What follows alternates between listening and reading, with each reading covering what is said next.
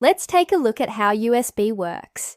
This little connector has been ubiquitous for over 20 years. And whether you're plugging in a keyboard, an external hard drive, or even your mobile phone, there's a good chance that it will work without any additional drivers and without any thought on your part. But have you ever wondered what's going on behind the scenes? Well, let's find out. The first thing to note about USB is that it was designed to be a general-purpose connector.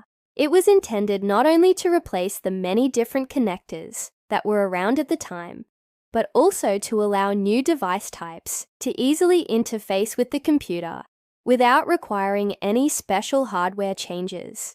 The Universal Serial Bus was first released in 1996, and it was an immediate success. Originally, USB used the familiar Type A connector, like you would plug into a wall outlet, as well as the Type B connector, which was often used for printers. Later on, the smaller Type C connector became popular as a way to connect mobile phones and other small devices. One of the biggest reasons for USB's widespread adoption is that it uses a common protocol that both the host, that's your computer, and the device itself speak. That means that the two can communicate with each other directly without requiring an intermediary. For example, if you want to print something on your printer, you don't need to turn on the printer, then open up a program, then send the document to the printer. Instead, the computer simply sends the data down the wire, and the printer takes care of printing it. But how exactly do they talk to each other? Well, it starts with an all-important handshake. When you first plug a device into your computer, a small electrical signal is sent through the cable from the device to the host. This signal is known as a host request, and it wakes up the operating system. Once it's awake, the OS can then determine what kind of device has been plugged in and configure things accordingly. You know when you plug in a USB drive and it doesn't get recognized right away, and then you try unplugging and replugging it back in, and it still doesn't work, and then you have to restart your computer, and then it works. That's because the handshaking process didn't work properly. Next, we have enumeration. Now that the OS knows what kind of device it's dealing with, it assigns resources such as memory space and I/O ports so that the device can begin operation. After that comes configuration, where the device checks its own hardware to see what settings are appropriate and then configures itself. Finally, we have the installation of any device drivers that are necessary. Some USB devices require additional software in order to operate correctly, and this is what those drivers are for. If you've ever had to download a driver for your graphics card or printer, these are examples of device drivers. At this point, the device is ready to use, and your OS will assign a unique address to it so that it can be moved around in your system. This is why you can move a USB hub around your computer and it will still work properly. It's also worth noting that USB is a very versatile bus. You can have multiple devices sharing a single connection, and it will automatically assign an address to each one. This is also why you can buy USB cables that support multiple devices. They're able to do this because each device has its own unique address, so the hub simply forwards traffic to the correct device based on the address it receives. USB can also be used for power delivery, and although some devices may come with their own power adapter, many smaller devices can draw the necessary power from the port itself. In fact, many phones and tablets now charge via USB. There are specific power requirements depending on the revision of USB, but in general, the latest versions can deliver enough power to run most small devices. So now that we know how USB communicates and functions, let's take a look at the physical connector. We'll start with the familiar Type A connector. You'll notice that it has 4 contacts, but only 2 of them are typically used. These 2 are responsible for data transfer, as well as power delivery. The other two contacts are used for signaling. They're responsible for things like determining whether the cable is plugged in or not, as well as more advanced functions, like power management. Now let's take a look at Type-C. You'll notice that it has 9 contacts, but only 4 are actually used in typical applications. Again, 2 of these are responsible for data transfer and power delivery. One of them is ground, and the 4th is used for signaling.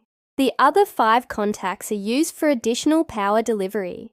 Type-C connectors can transfer up to 100 watts of power. So for devices that need less power, like a phone or tablet, only 2 contacts are necessary. But if you're connecting something that needs more power, like an SSD or external hard drive, then the additional pins can be used to supply the extra power required. Let's take a step back and talk about data transfer speeds. Although USB is fast enough for most consumer applications, it was originally designed primarily for low-speed devices like keyboards, mice, and printers.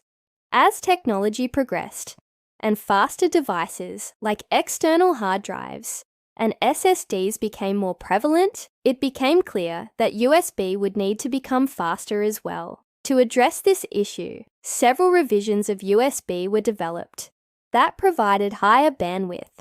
For example, USB 2.0 was released in 2000 and provided a maximum speed of 480 megabits per second. This is commonly referred to as high-speed USB or USB 2.0. Many people mistakenly refer to USB 3.0 as superspeed USB, but that's actually a term that's used to describe USB 3.1 Gen 1, which provides a maximum speed of 5 gigabits per second. However, USB 3.1 Gen 2 or USB 3.2 Gen 1 can transfer data at 10 gigabits per second and is sometimes referred to as Superspeed Plus or even Ultra Speed USB. Lastly, the newest revision of USB is USB 4, which provides 40 gigabytes per second of bandwidth. Although it's theoretically possible to achieve these speeds with USB 4, in practice it's unlikely due to limitations of current technology. Another advantage of USB is that it uses a differential signaling scheme. You might remember from earlier that there are 2 wires that carry data and power. In a differential signaling scheme, the same data is sent on both wires, but with a slight modification. That way, if there is interference on the line, it's much easier to distinguish between a 0 and a 1. Additionally, this allows for longer cables to be used, since the receiver can more easily filter out noise and determine what the bit actually is. If you're interested in building your own custom PC, it's worth noting that there are motherboards that support USB 3.2 Gen 2 by 2 using this newer differential signaling scheme. This allows for even faster data transfer rates and can make a big difference if you're trying to move large video files quickly.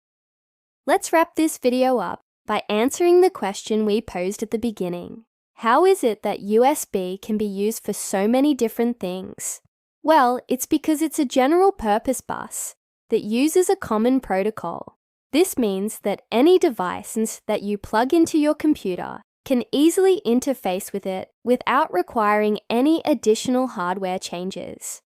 Additionally, the wide adoption of USB means that there's a large number of devices available that are compatible with it. This makes it easy for manufacturers to design new devices that use USB, since they don't have to worry about compatibility issues. Finally, USB is a very versatile bus that can be used for both high-speed and low-speed devices. This makes it easy for your computer to handle a wide variety of devices without needing separate connectors for each one. Hopefully you learned a little something about how USB works today. If you did, be sure to like the video.